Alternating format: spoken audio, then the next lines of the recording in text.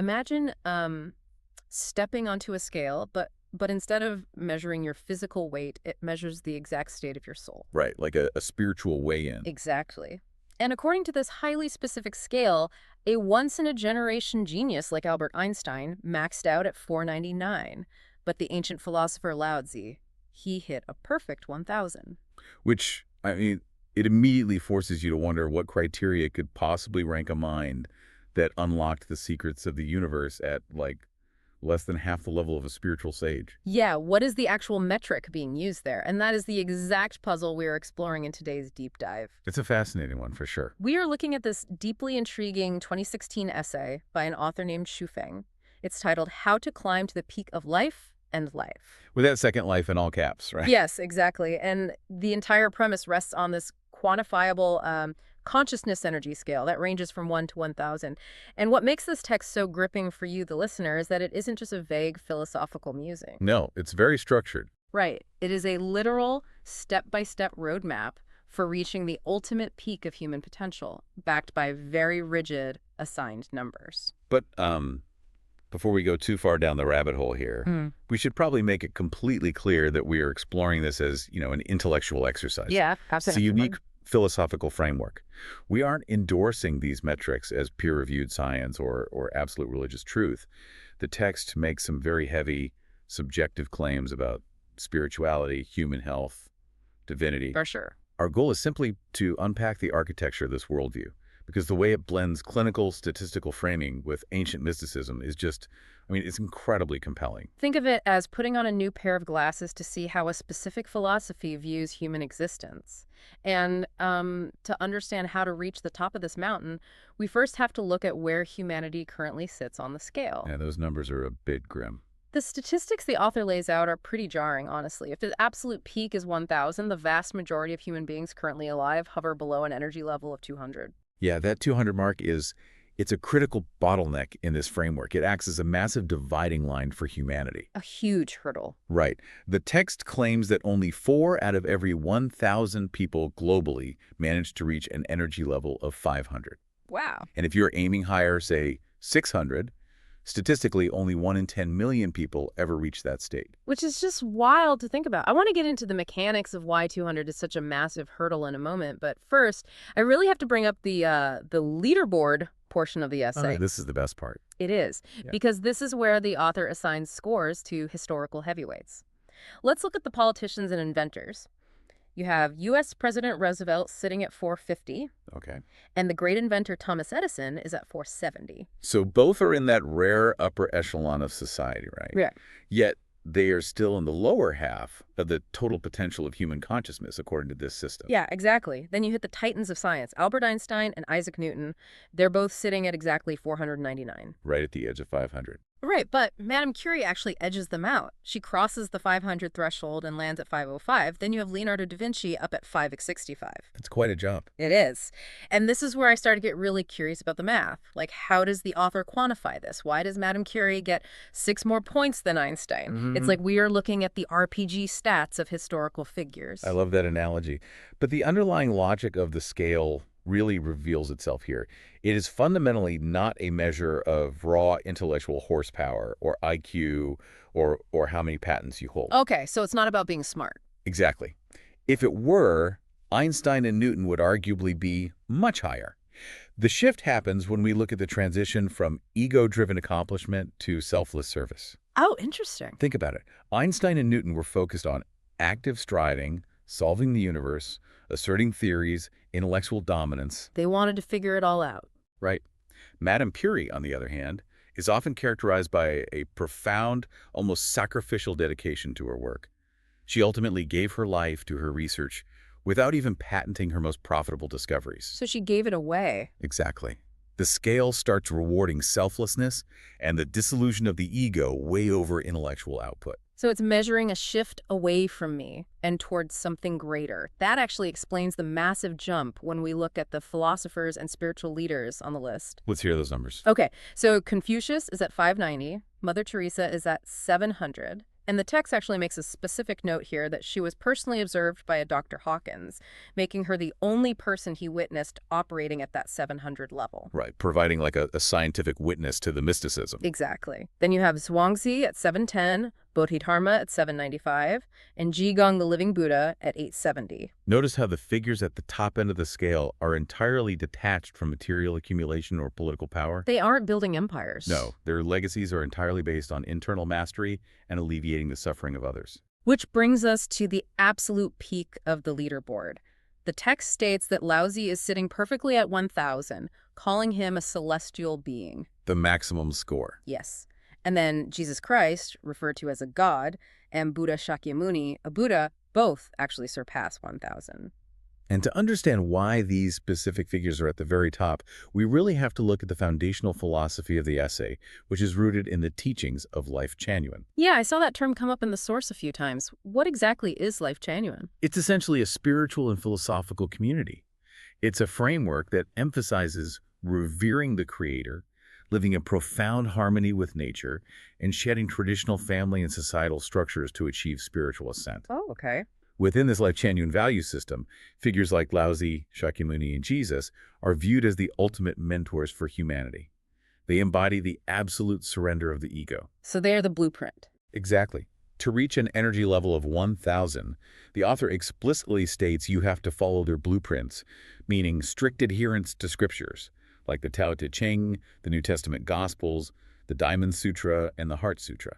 See, that makes sense in theory, but reading and perfectly embodying ancient, highly dense scriptures is incredibly difficult. I mean, most people would bounce right off the Diamond Sutra if they tried to read it on a Tuesday afternoon. It's practically impossible for the average person, but the author is highly aware of that difficulty.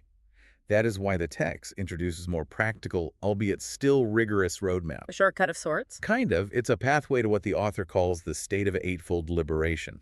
Let's define that too. Eightfold liberation sounds intense. It is. In this context, the state of eightfold liberation is the ultimate goal. It's a specific state of complete spiritual freedom where a person is totally detached from earthly suffering, fear, and desire. So you're untouchable emotionally. Exactly. It's the prerequisite for hitting that 1,000 mark. Mm-hmm.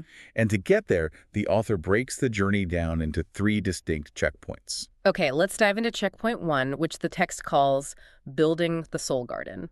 I am obsessed with this imagery because it unpacks the psychology of why most of the planet is trapped below that 200-level bottleneck we mentioned earlier. The landscaping analogy is great. It is, because before you can plant the seeds of enlightenment, you have to do some extremely aggressive landscaping. You really do. The soul garden checkpoint requires a brutal, honest purification of the mind. The text argues that without passing this first phase, you cannot even dream of reaching an energy level of 300. You are fundamentally grounded by your own emotional state. The text lists these weeds and poisonous plants that have to be completely uprooted from your mind, and it's an uncomfortable list to read. It hits close to home for everyone. Yeah, we're talking about jealousy, resentment, comparison, meanness, hatred, revenge, selfishness, greed, control, laziness, pessimism, arrogance, cynicism. It's basically a catalog of human flaws. Pretty much. But the fascinating part is that the text assigns specific numerical values to these negative emotions. And this is where the psychological mechanics of the 1 to 1,000 scale really come into focus. It's not just arbitrary. There is a clear progression. Let me read the numbers. Shame is at the very bottom of the barrel with an energy level of 20. Guilt is 30. Apathy is 50. Grief is 75. They're all very low. Right. Fear sits at 100. Desire is 125. Anger is 150. And pride is 175. All of them fall under 200. But let's unpack the logic here. Why is anger considered a higher energy state than shame or apathy? It comes down to movement and agency. Think about shame at level 20.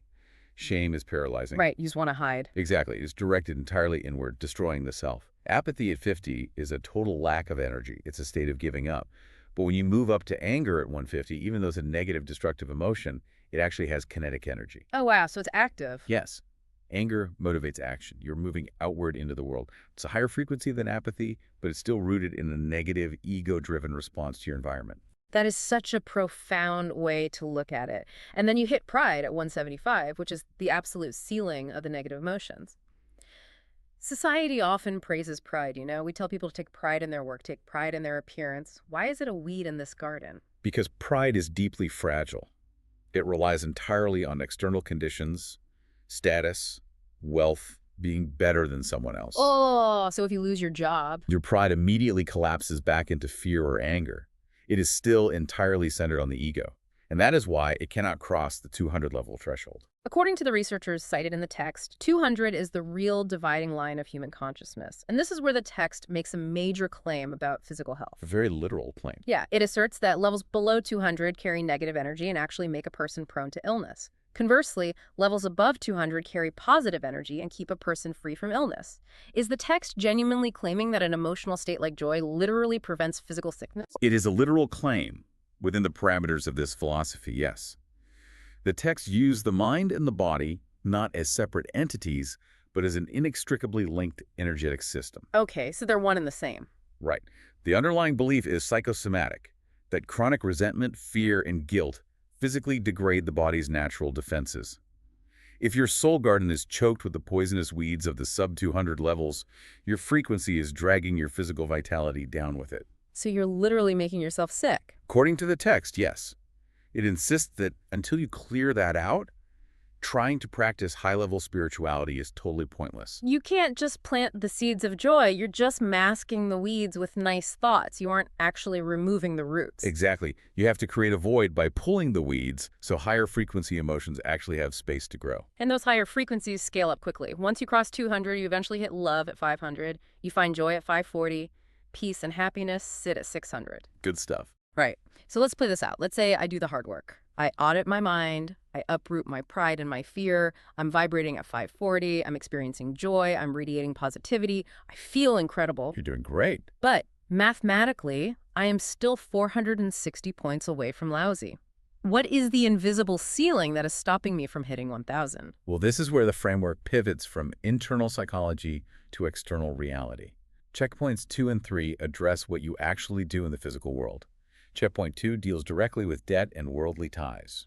The essay introduces an incredible concept here. It describes worldly ties as the gravitational pull of life. It's a brilliant visualization. The text argues that even if your internal mind is peaceful, your external entanglements, unpaid debts, grudges, deep attachments to specific outcomes or people, they act as a physical weight. Holding you back. Right. To ascend beyond the 500s, you must repay all past debts, whether they are financial, emotional, or karmic. You have to completely sever these worldly ties to escape that gravitational pull. I love that gravity metaphor. So let's push it further into a rocket ship analogy. If checkpoint 1, clearing the soul garden, is building the rocket and getting the engine firing smoothly, you're finally hovering off the ground. You're in the air. Yeah. But checkpoint 2, dealing with debts and ties, is the realization that the rocket is still bolted to the launch pad. That's exactly it. And let's look at what those bolts are actually made of. Yeah. In this framework, a bolt might be an unresolved conflict with a family member. It might be an obsession with your career trajectory. Or a literal financial debt. Exactly, a debt that keeps you tethered to a system of anxiety. The engine of your rocket might be humming with joy at 540, but as long as those steel tethers of attachment are holding you down, you cannot break through the atmosphere. They're just making a lot of noise on the ground. Right. You have to get the wrench out and unbolt yourself from the launch pad. And once you cut those tethers, you need the thrust to actually achieve orbit. That thrust is checkpoint 3, which the text calls merit. Merit is the fuel. To reach that ultimate level of 1,000, you have to selflessly contribute to the world. It's about giving significantly more than you take. Sounds tough. It is. The text describes this as performing acts of charity without seeking any reward or recognition, which it refers to as accumulating treasures in heaven. Doing good when absolutely no one is watching. Right. If you donate to a charity, but you post about it on social media to get praise, you're just feeding your pride at 175. You aren't building merit. Precisely. The act has to be entirely detached from ego. If you successfully pass these 3 checkpoints, purifying the mind of negative emotions, severing the heavy tethers of worldly ties, and blowing the pure fuel of selfless merit, the text states that reaching the peak happens effortlessly. Like it just clicks into place. Yeah, it compares the final ascent to fruit that ripens and falls naturally. It's no longer a struggle of willpower. It's the inevitable consequence of the energetic conditions you've created. It paints a very serene picture, but I want to push back hard on checkpoint 2. Severing all worldly ties. I mean, for the average person listening right now, that sounds incredibly isolating, if not entirely impossible. It does sound extreme. People have families they deeply love, mortgages they have to pay, communities they support. These are profound worldly ties. Is the text really suggesting that true spiritual evolution requires abandoning your family and your life? You are hitting on the central paradox of almost all high-level ascetic spiritual texts. They demand a radical, almost incomprehensible shift from how human society normally operates. It's just a huge ask. It absolutely sounds isolating from a conventional modern perspective. Yeah. But the text does offer some nuance, noting that there are countless methods to pass these checkpoints, provided they are appropriate. Okay, so it doesn't necessarily mean moving to a cave in the woods. Not necessarily, no. Yeah. The core message of the Lifechanyuan philosophy isn't just about physical isolation. It's about the nature of your entanglement. It is entirely possible to love your family deeply without being possessively attached to them. Oh, I see. It is possible to have a job without tying your entire self-worth to your title. The severing of ties is often more about achieving a state of internal, unshakable detachment. So you're free on the inside. Right. It's reaching a point where you are no longer emotionally controlled by the chaotic push and pull of the material world. You can be in the world, but not of it. That makes it feel slightly more attainable. And that brings us to the real question. What does a framework like this actually mean for you, the listener? Even if your goal isn't to become a perfect celestial being at level 1000 today, this 1 to 1000 scale is a remarkably practical tool for a personal audit. It acts as a diagnostic tool. Exactly. You can literally ask yourself, where am I spending most of my day? Like when I get cut off in traffic, do I immediately drop down into the 150s and operate out of anger? Most of us do. We really do. Or when someone else gets a promotion at work, do I sink into the 125 level of desire and jealousy? Or am I actively weeding that garden, pulling myself back up and finding moments to exist in the 500s, operating out of genuine love and acceptance? It grounds high-level mysticism into daily psychological maintenance. If we summarize the roadmap the author has laid out, it starts with the simple recognition that our consciousness has a measurable frequency. That's the first step. Yeah, and then the real gritty work begins with uprooting the destructive ego from your soul garden to cross that critical 200-level threshold into positive, outward-facing energy. Getting off the ground.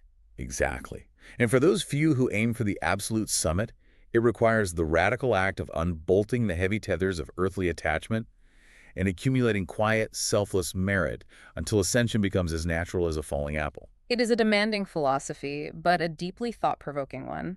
It asks us to reevaluate what we consider success, shifting the metric from what we have built in the world to what we have cleared from our minds. But it also leaves me with a final lingering thought. The essay points out that the vast majority of humanity is currently hovering below that 200 level, operating out of fear, desire, and pride. Our entire global infrastructure, our politics, our economies, our consumer culture is largely built to cater to those sub-200 emotions. That's true. So the question is, what happens if a critical mass of the population actually listens to texts like this? What happens to society if millions of people suddenly clear their soul gardens and cross the 500 threshold into love and joy? Everything changes. Right. The text says that to reach the ultimate peak, we must completely sever all worldly ties to escape life's gravitational pull. But if achieving supreme love and joy requires detaching from the very human relationships that usually create those feelings, does true enlightenment require us to transcend our humanity? Or is there a way to reach level 1000 while still being deeply entangled in this messy, beautiful world? Something to think about.